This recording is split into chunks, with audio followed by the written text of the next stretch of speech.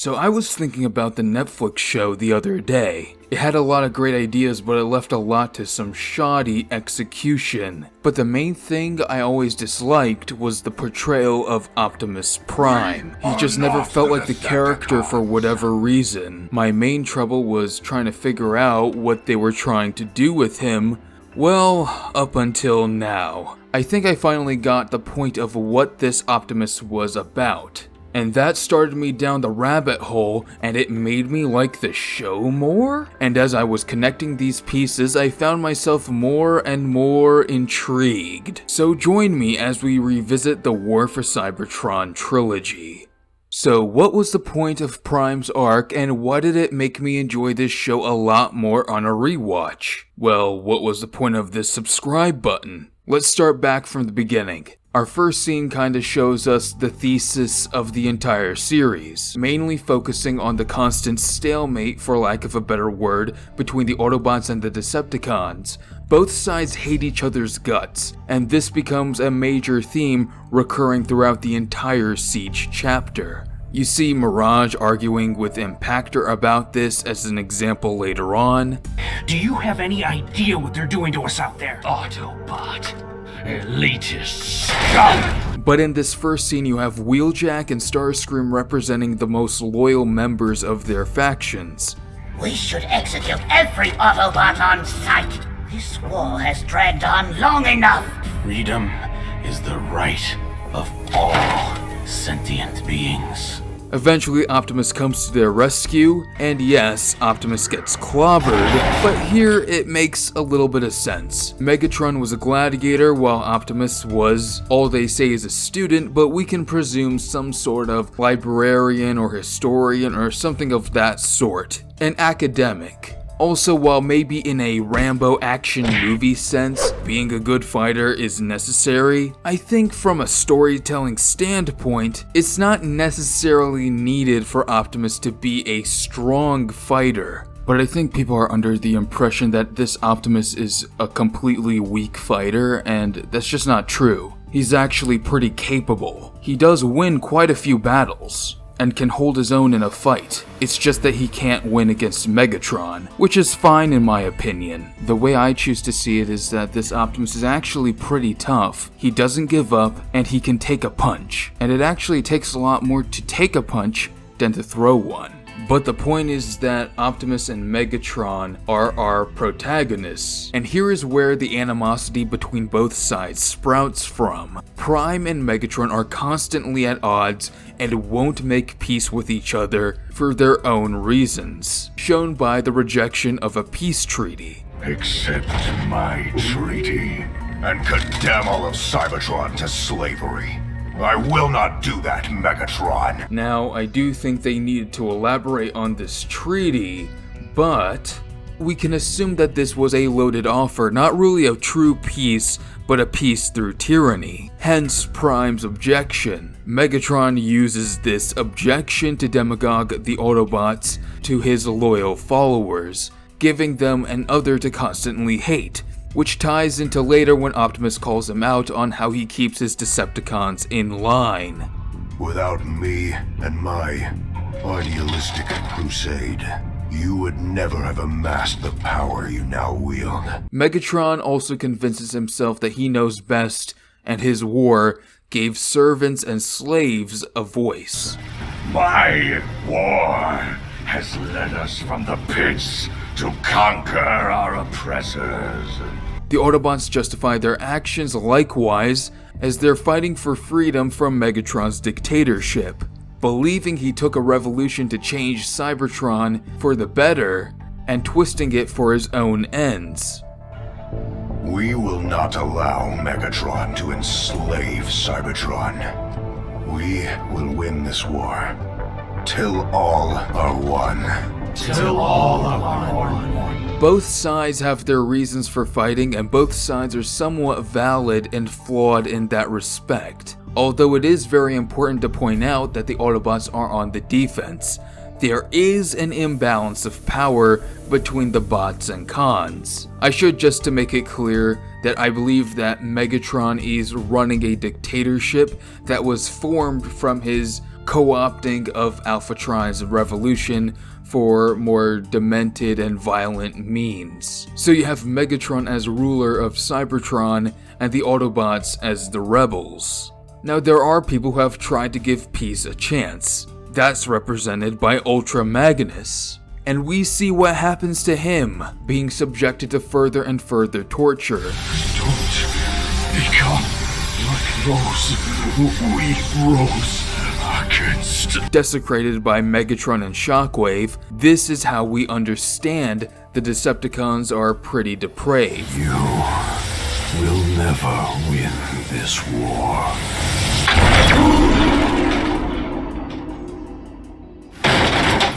It's also interesting to note how the bots and cons treat prisoners. While Megatron has some qualms at the beginning, he becomes more and more comfortable torturing Ultra Magnus, while the Autobots are never comfortable with this. Yes, they do put a bomb in Jetfire's head, but that was at his suggestion.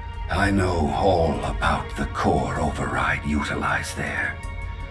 I'll submit to one. I hardly doubt that anyone would have actually detonated Jetfire's brain module. Prime, Prowl, Elita, none of them are comfortable with it, and thankfully they don't have to do it. A Decepticon saving an Autobot? It doesn't feel right. Holding on to this thing after you saved me. Although I do doubt that they were actually gonna detonate Jetfire's brain module. Side note, I've seen people criticize the art direction for being less colorful, and I'm sorry, I just don't agree. This is in the midst of a war. Using less color illustrates death. Here Cybertron is in ruins, here Cybertron is alive. The use of color illustrates this difference. I also have to give a hand to how they handle kind of the mystical artifacts and stuff like that of Cybertronian legend. They make it more like very advanced technology that you can't really explain or create, but it's more just technology, right? It's code, but it's very complex and very esoteric. And so, because it's sufficiently advanced, it feels like magic. I for one love the Alpha Trion protocol scene. I thought that was really cool. And the music there as well. The music in this show is slept on. The best theme is obviously the Elita 1 theme, but the entire score is actually pretty good. I've seen some people say it's just kind of generic atmospheric stuff, but no, I disagree.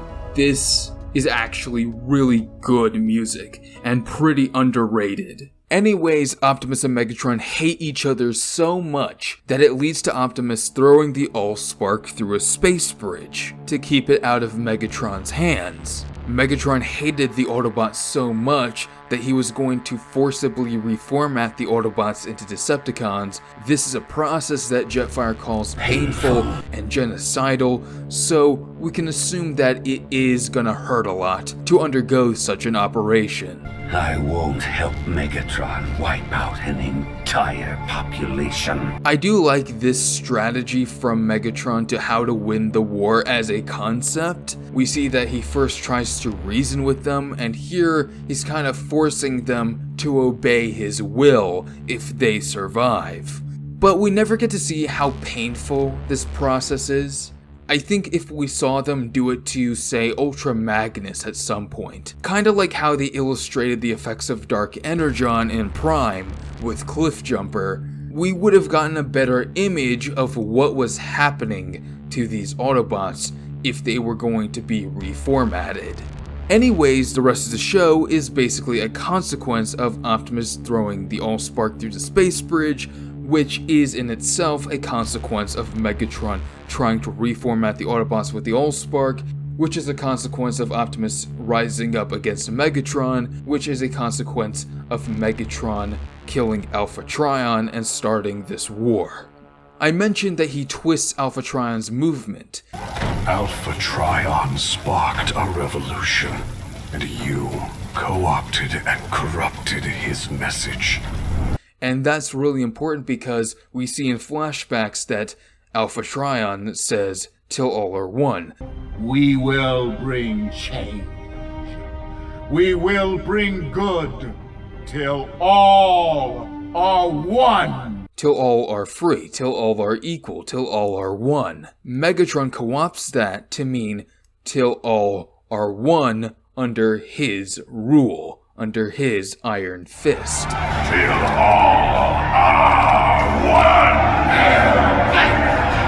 one! But basically both sides are trying to get the Allspark and return it to Cybertron now. And they run into some colorful characters that are going to enhance the journey that our main protagonists are going through. We meet Thesis, the Quintesson, who kind of serves as an analog to Megatron, being the Quintesson who freed the Transformers and allowed them to rebel against the Quintesson Empire.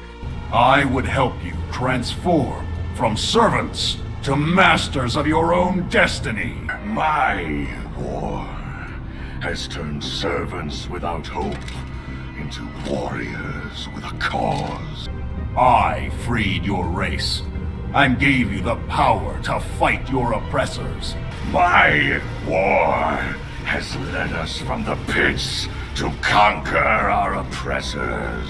I mean, if you think that's looking too far into it, they explicitly point this out. Meting out judgment, old friend. You sound like a Quintesson. Because you've ruled against your opponents and sentenced them to death. Like a Quintesson judge.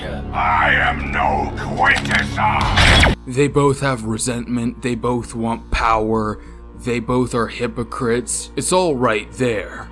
We also meet the Maximals and Predacons, and this is where we find out the ultimate consequence of the war. The Maximals and Predacons are formed from the dead Cybertron, and then they are all subjugated by Unicron and his lackeys Galvatron and Nemesis Prime. I do like this new take on Beast Wars. It does tie into the narrative quite well. Both Optimus and Megatron had a part to play in this, and both of them are responsible for digging themselves out of this mess. I do wish the show made that clear, that it was both of their faults, because that's what it seems like it's pointing to. But I think they're overly lambasting Optimus Prime because they're trying to show that Optimus is accepting his responsibility and trying to fix his mistake. I was wrong. I should not have sent the Allspark into the space bridge, no matter what. While Megatron just blames everyone else and blames Prime and just uses that to justify his actions no matter what. How can you do this? I'm not the one doing this. This is the horror forced upon me by your noble leader.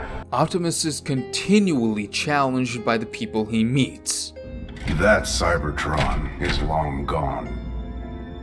Because of you. While Megatron's ego is bolstered by the people he encounters. I am living proof that you were right all along. Prime's journey has him meet Skylynx, who helps him overcome the burden on his shoulders to save Cybertron. He meets the Maximals. They start out as antagonistic. Now you're concerned about everyone else, after you've ruined everything. But then they become powerful allies. But I think the most important challenge comes from Elita 1. She tells him that he needs to let go to let Megatron win, to surrender, to stop the fighting. You have to lose. The only way to stop the fighting is to stop fighting. That is how he will regain the Allspark. Letting go of the fighting, letting go of the war, and more importantly, letting go of his stubbornness to win. If he proves such humility, he proves himself worthy. This capacity to grow, this capacity to change, is what has answered my question from this other video, which you should also watch. Why did the Matrix choose him? And the answer is because he was wise and, more importantly, humble. with power. He's not always going to be correct all the time. That's impossible for anyone to do, but he will learn from his experience and humble himself to find the right path. This is why Optimus was worthy, and Megatron and Skylynx were not. I mean, what makes a good leader, right? They listen, they care, they give each other purpose, but most importantly, they make the hard choices and live with them. And that's what we see Optimus do here, right? And we add on top of the fact that leadership was foisted upon him. Leadership and the Matrix were thrust upon me when you murdered Alpha Trion. Did they do it in a perfect way? No. Some parts are let down by voice direction or otherwise. Do I admire what they were trying to do? If I am right in what they were trying to do, I don't know. Let me just say here that this is speculation. Yes. Now, let's contrast Optimus' journey with Megatron's. Megatron's journey has him being prodded more and more towards a violent and unethical direction, particularly by Starscream and Shockwave. He meets his future self, who pushes his buttons, a devil on his shoulder, prodding him towards spitefulness, turning him further and further into the genocidal maniac we know him to be. When he meets Megatron II, he is lavished with praise about how he was right all along, even though this war started, again, with Megatron killing their teacher. He justifies his violence with this is what he has to do for his people, but it wasn't. Remember, Alpha Trion, Prime, Magnus, and Megatron were all working towards a united future where everyone is free in a just world till all are one. But Megatron let his resentment take hold, and well, he killed Trion and twisted that movement. He started a whole war because of his resentment. And he has gotten to such a level that he can't even lower his own pride to work with Optimus and save their world together. It is time to set aside our disagreements and work together. No. I would rather die in here than be carried out by you. So Optimus is taking responsibility. He lets all of that weigh on his shoulders too much, almost to a point of annoyance. He is extremely aware of the consequences of his actions, and that's where Bumblebee comes in. I really like Bumblebee as a concept, at least, being this close confidant, younger brother as he was initially described. He helps him carry the weight. Optimus Prime is still learning. He will experience the greatest victories and the lowest of defeats. Be there for him, or both. Okay. I'd love to see the idea of Bumblebee being Optimus's closest friend, not his best friend, not his oldest friend, but being a young buddy that offers a different perspective because of his outsider status. I would like to see that be explored again in maybe a better, more proper context, because I don't think it was explored enough here. While everyone is talking about how it's all his fault and yada yada, he's there saying, I don't give a damn whose fault it is. Maybe it is yours. But your soldiers, your friends, don't care anymore. All we want is to help you fix it. Maybe it is your fault, but it really doesn't matter at this point. Let go of worrying about things out of your control. You can't go back in time. Just move forward and fix it while you can. Even though, again, it was not just his mistake. By the point he reaches that space bridge, there was no turning back. It was either throw the Allspark away or genocide. And again, I wish the show made that clear. But then fast forward to Kingdom, and that's where Starscream comes in, who also tries to snap Megatron out of his whole funk as well, kind of like Bumblebee does with Prime. He eventually changes his mind about the whole war because he sees Unicron, and because Unicron knows he's listening in, he decides to talk to Starscream there. Starscream.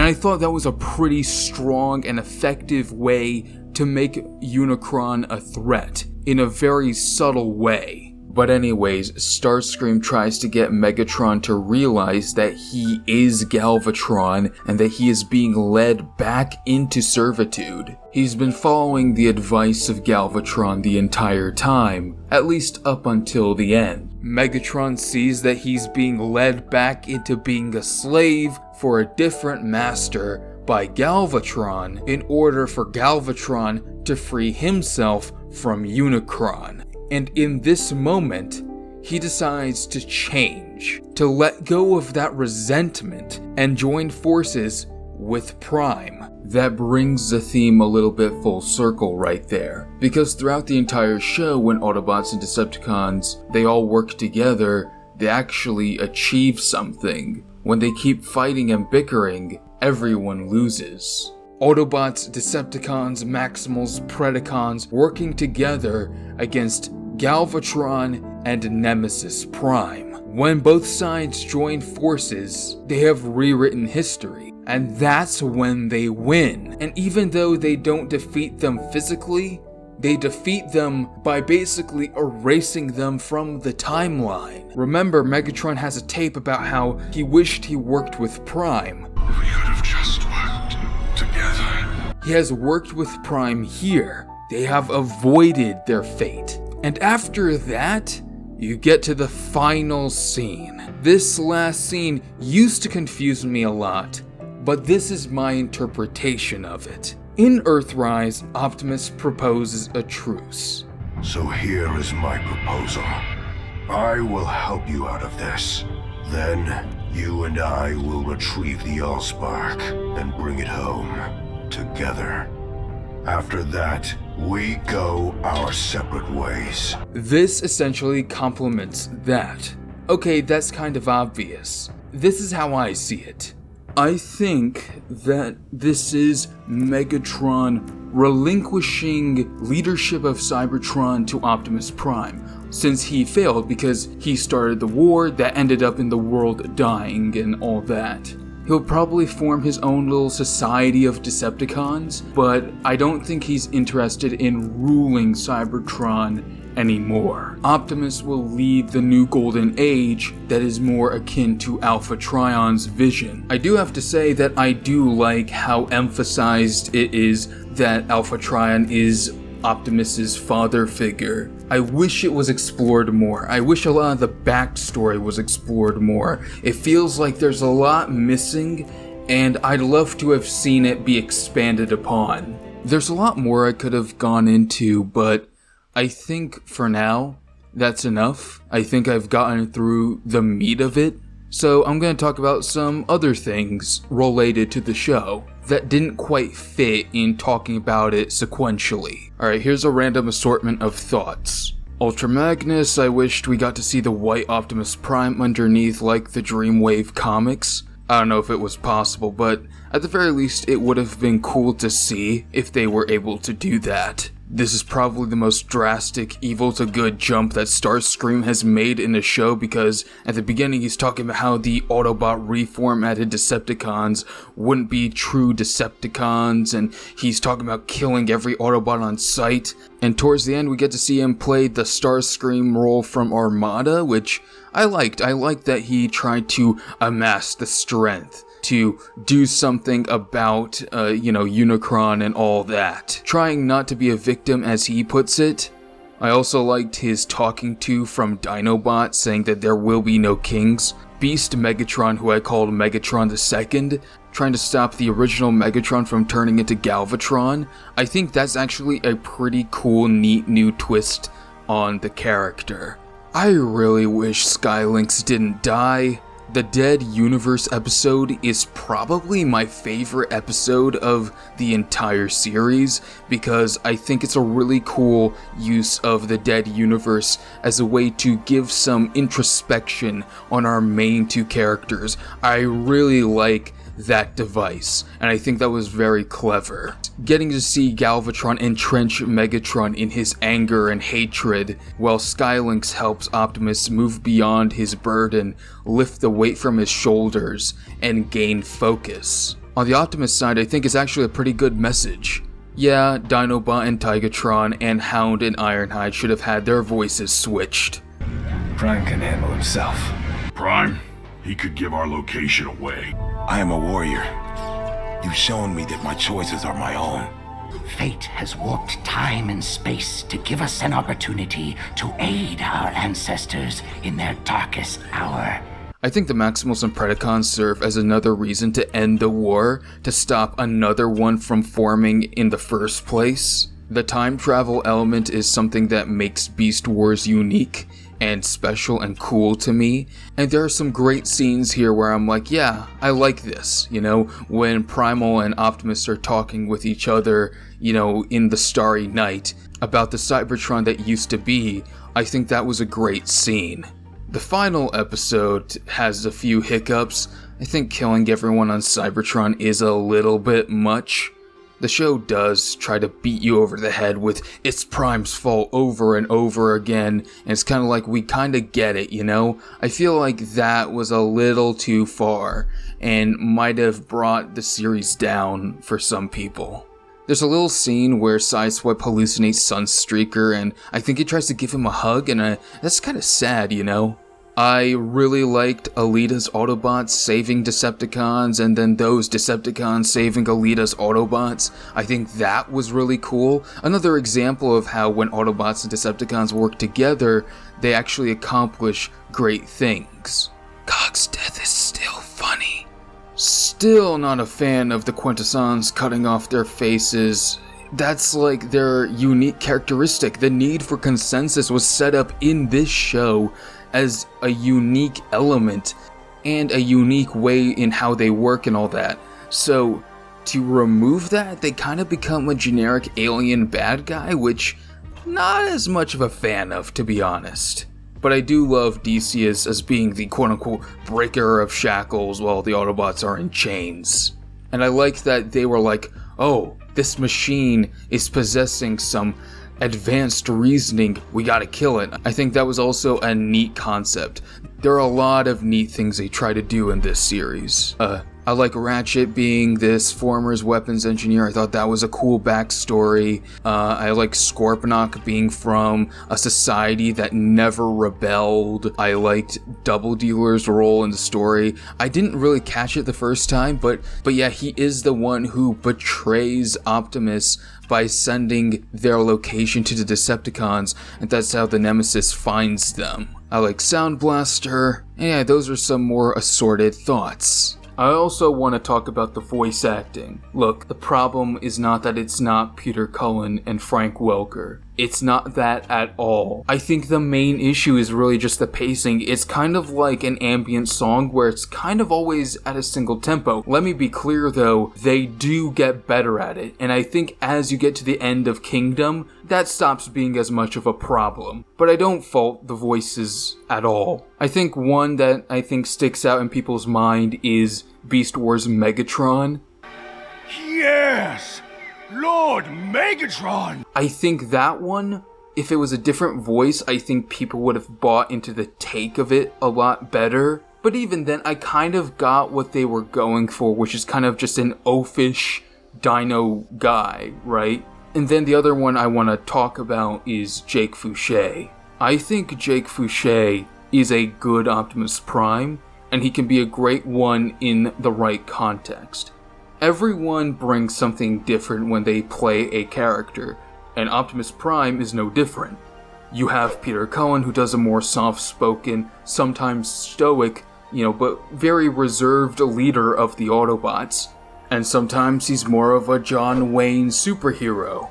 Gary Chalk plays more of a military commander who's firm but fair. David Kaye does an up-and-coming leader. Alan Tudyk is the caring and wise fatherly diplomat who also has a sense of humor. Jake Fouché is the forlorn military commander, burdened by his duties, burdened by responsibility. And I hear that in the voice. Sometimes the way they write Optimus in the comics is not as, a superheroic type of figure like you see in the cartoons and stuff like that.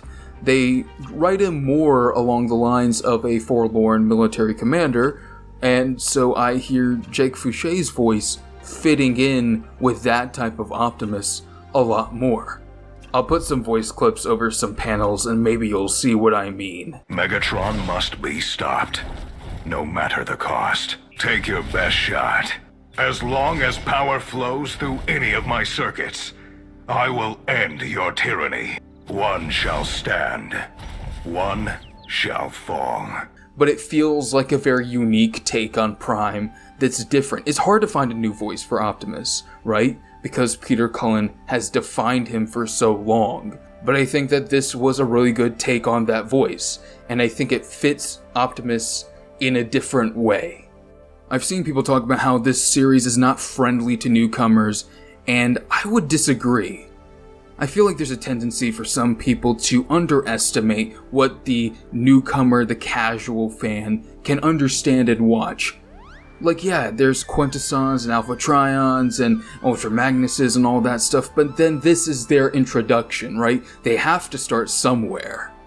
And I think that some of the stuff that, like, people might be confused on is probably them calling Elita 1 Ariel or Optimus Orion, but I feel like, and this is speculation, that might be due to a cut line or something like that, rather than an attempt to appeal to fans. I think it's very clear that the people behind this put a lot of care and passion into making a good series, and there was a vision, but it may just not have come through, and I think that might be just due to faults in telling the narrative, right? I feel like the story wasn't told as well as it could have. I feel like at least the people I see and meet regard this show as kind of the black sheep of the Transformers franchise, when I feel like it did a lot of good things. It brought Elita 1 back to prominence in people's minds and gave a starring role to Double Dealer, Impactor, brought back the Quintessons,